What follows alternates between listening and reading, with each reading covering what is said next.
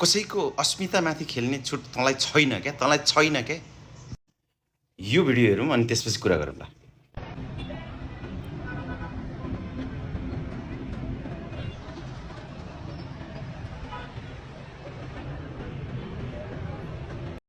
सुँगुरहरूलाई त सफा ठाउँ त कहाँ मनपर्छ त नि। खुब खुसी लाग्यो होला होइन? खुब खुसी लाग्यो होला नि तिमीहरूलाई त। यो भिडियोमा जस्तो देखियो त्यस्तै चाहिएको होइन त तिमीहरूलाई।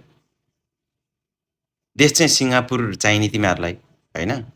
अलिकता नियम कडा भयो भने अनि कसैले घरको पिरले मोर्ला, कोही बुढीको पिरले मोर्ला, के अरे गर्लफ्रेन्डको पिरले मोर्ला, कमजोर मनस्थिति भएकाहरू, कमजोर सोच भएकाहरू होइन, धरतीका बोझहरू होइन।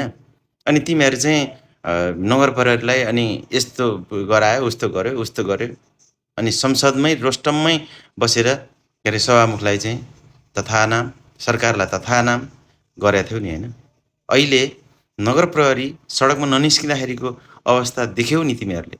तिमीहरूलाई देश चाहिँ सिङ्गापुर चाहिने, अमेरिका चाहिने, फाइनको कुरा आयो भने चाहिँ अनि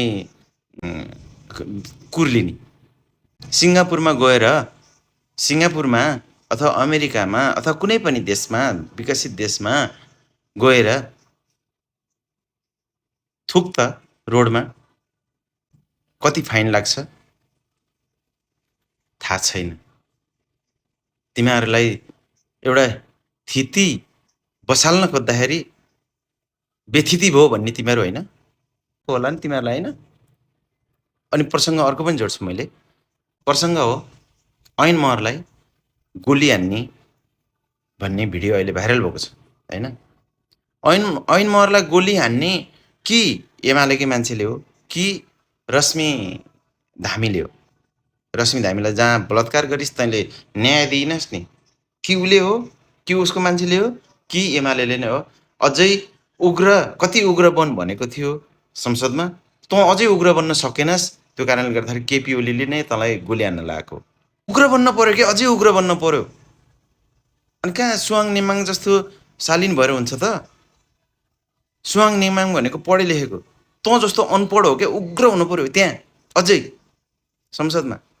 त्यो कारणले उग्र नभएको कारणले महेश बस्नेत र केपी ओलीको काम हो तँलाई गोली हान्ने भन्ने त्यो मान्छे लगाएको छ।